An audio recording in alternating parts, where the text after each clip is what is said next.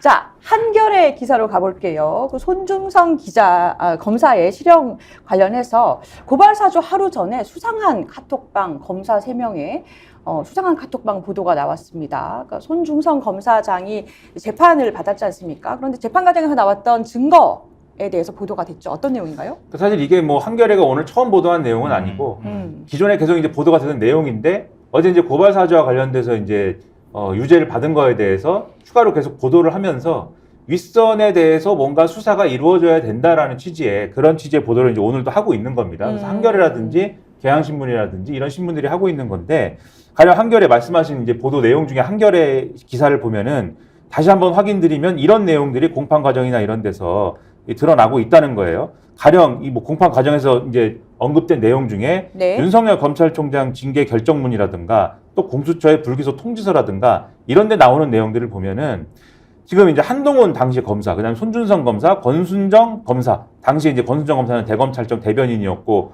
한동훈 검사는 부산지청 검사였고 한동 그런 상황 아닙니까? 손준성 검사는 이제 당시에 뭡니까? 수정관실에 있었고 네. 그 사람들이 카톡 단체 대화방을 만들어 가지고 이 대화를 했는데 기억을 해보시면은 채널A 관련 보도가 나왔던 게 2020년 3월 31일이거든요. 그리고 이 고발장이라는 걸 이 사람들이 만들어 가지고 미래통합당에 전달을 한 게 4월 3일입니다. 3월 31일부터 4월 3일 사이에 있었던 요 대화방의 운영이 있었는데 3월 31일 날 이 사이에 대화가 어느 정도 이루어졌냐면 93번 이루어졌고 4월 1일 날 66번, 4월 2일 날 고발장 내기 전날 네. 138번을 대화를 나눴다라는 거예요. 그 다음에 그리고 이 고발 사주 관련 자료로 추정되는 사진 60장을 한동훈 검사가 당시에 네. 60장 이미지를 이 채팅방에다가 4월 2일 날 올렸다. 이 60장은 뭘까? 근데 당시에 이제 되돌이켜 생각해 보시면 이 고발장이라는 게 예를 들면 한글 파일이나 이런 형태로 미래통합장에 전달되지 않았거든요. 아. 이미지로 전달됐습니다. 캡처로. 어. 그거 아닐까라는 추정을 평론가가 집에서 일이 없어서 혼자 하는데 생각을 하지만 뭐 증거는 없어요. 네, 증거는 없지만 혼자 생각을 한번 해봤다. 네. 네, 아니면 뭐 다른 걸 뭐 캡처를 했나, 뭐 예. 다른 뭐 남의 SNS를 캡처를 했나, 뭐 그렇죠. 이런 생각도 들지만 고소하지 않으셔도 되고요. 네. 혼자 생각한 거기 때문에. 혼자 생각을 해봤다. 그렇죠. 예. 네. 그래서 이런 내용들이 있다. 그리고 이 당시에 지금 말씀드렸습니다. 이 세 사람은 각각 다른 공간에 업무를 하고 있는 그런 상황이었고 특히 한동훈 검사는 당시에 이 문제에 대해서 뭐 관여를 하거나 의견을 내거나 이래야 되는 상황도 아니었습니다. 그러면 고발 사주 직전에 이렇게 많은 카톡을 할 이유가 주제가 뭐냐? 그렇죠. 그리고 여기서 또 하나 말씀드리면 당시에 윤석열 검찰총장이 있던 시기 아닙니까? 한동훈 검사하고 전화통화를 한 기록이 있는데 전화통화 횟수가 4월 1일 날 12번, 네. 하루 12번을 전화를 하고 4월 2일 날은 17번. 4월 1일 날 어떤 날이냐? 지금 말씀드렸듯이 고발장을 미래통합당에 전달하는 전날이에요. 17번 전달을 했고 이 내용과 관련돼서 한동수 전 대검 감찰부장 있지 않습니까? 예. 이분이 윤석열 검찰총장에게 많이 그 괴롭힘 당한 이 분인데 지난해 10월 달에 공판에 출석을 해서 4월 3일 고발장 전달 직전에 손준성 검사가 검찰총장 부속실 실무관하고 메신저로 대화를 한 내용이나 이런 것들이 있는데 이걸 가지고 아마도 고발사주 관련 내용을 윤석열 대통령에게 보고했을 가능성이 있는 걸로 본다라는 취지로 주장을 했다라는 내용까지 보도에는 돼 있어요. 그러니까 이걸 종합을 하면은 네. 지금의 한동훈 비대위원장 네. 그리고 윤석열 대통령에 대한 네. 그게 어떤 수사가 됐든 조사가 됐든 뭐가 됐든 이런 것들이 불가피한 거 아니냐 이런 주장을 지금 하고 있는 상황인 겁니다.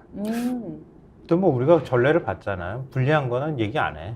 네. 자기한테 유리한 거 민주당 공격하거나 이재명 대표 공격할 거는 아주 따박따박. 그러니까 사람들한테 기억을 막 되새길 정도로 막 얘기를 하잖아요. 아니면은 뭐 엉뚱한 거 물어봐도 업무 추진비는 뭘 왜 안 물어보나요? 뭐 이렇게 얘기하잖아요. 그러니까 얘기 안 할 가능성이 매우 높지. 그냥 뭉치고 넘어가는 거죠. 그리고 손준성 검사를 검사장으로 승진시킨 당사자가 한동훈 법무부 그렇죠. 장관이었어요. 아니 뭘 대단한 일을 했다고 검사장으로 승진시키겠어. 검찰에 꽂히라 그러는 자리를. 그리고 피의자 신분이었잖아요. 예, 그때. 맞아요. 예. 근데 그런 사람을 다른 사람도 피의자 신분이 됐다고 해가지고 피의자 신분인 사람이 검찰에서 어떤 직을 유지하면 안 된다고 그렇게 주장했던 당사자가 검사장으로 손준성을 승진시켰다? 그걸로 다 그냥 끝나는 거 아니에요? 오히려 상을 줬죠. 네. 근데 여기서 하나 말씀드리면 그래서 이런 내용들까지 막 보도가 되고 있는 상황에서 손준성 검사는 지금 탄핵 심판이 걸려 있는 거잖아요. 민주당에서 네. 검사 탄핵을 해가지고 네. 경향신문 같은 경우는 뭐 이것도 다른 신문도 좀 짚는 내용입니다만 아마 이런 것들 때문에 유죄 판결이나 이런 것들 때문에 1심의 유죄 판결입니다만 이런 것들 때문에 탄핵 심판에서 손준성 검사는 상당히 이제 불리한 위치에 놓일 것이다. 이렇게 전망을 하고 있는 가운데 네. 제가 어제도 좀 말씀드렸는데 이 사건과 관련해서 저는 조선일보의 역할이 굉장히 의심스럽다라고 생각하는 사람 중에 한 명입니다. 왜냐하면 어떤 면에서요? 4월 3일 날 고발장을 전달했다고 말씀드렸잖아요. 네. 4월 3일 날 조선일보에 이와 관련돼서 채널A 사건에 관련된 소위 말하는 제보자 X라는 분이 있는 것이지 않습니까? 그리고 이 손준성 검사가 유죄를 받은 이유는 제보자 X의 실명이 들어간 판결문을 이 고발장에다가 첨부해가지고 미래통합당에 넘겨줬기 때문에 이게 개인정보를 유출한 것 때문에 이게 유죄가 나온 거거든요. 예. 그런데 이날 4월 3일 날 조선일보에 이 사람이 제보자 X라는 분이 지모 씨고 이분이 과거에 어떤 판결을 받았고 그다음에 이분이 페이스북에 이런 얘기를 막 쓰고 있고 이런 게 쭉 나와요. 그럼 저는 이 소스가 뭘까를 의심하는 사람인데 이제 집에서 의심했다는 겁니다. 아, 네.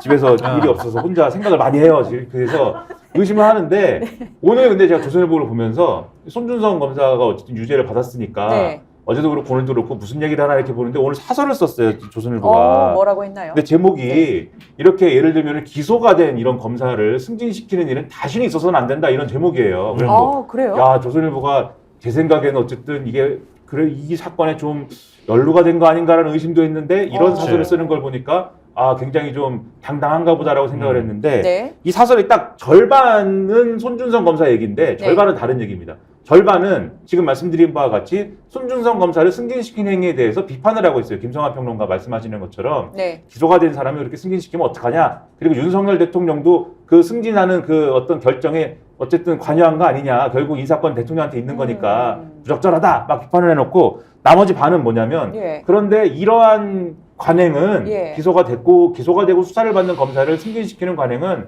문재인 정권부터 시작이 된 것이다. 예?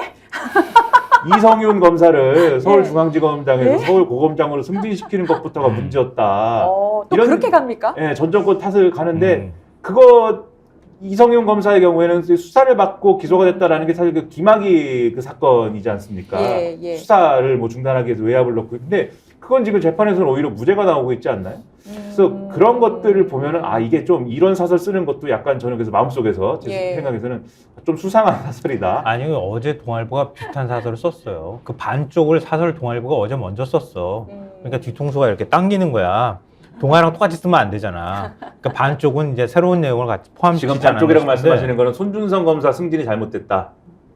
아니 승진이 잘못됐다. 어제 저 동아일보 사설에서 정치 중립을 그렇죠. 정치 중립 위반한 거에 정치 중립 대해서. 위반한 네. 부분에 대해서 썼잖아요. 그거에 대해서. 네. 그러니까 똑같이 사설을 쓸 수가 없으니까. 근데 느끼는 거지만 김이나 평론가한테 물리면 네. 절대 안 놓는다. 그럼 제가요? 조선일보 어. 조심해야겠네요. 조심해야 된다. 조선일보. 그냥 단지 시간이 많아서 그런 것뿐입니다. 스픽스는 말하는 언론입니다. 대세는 유튜브, 그중에서 스픽스. 좋아요, 댓글, 구독, 알림 설정. 여러분이 저희를 사랑해 주시고 우리가 여러분을 사랑하는 4가지 방법입니다.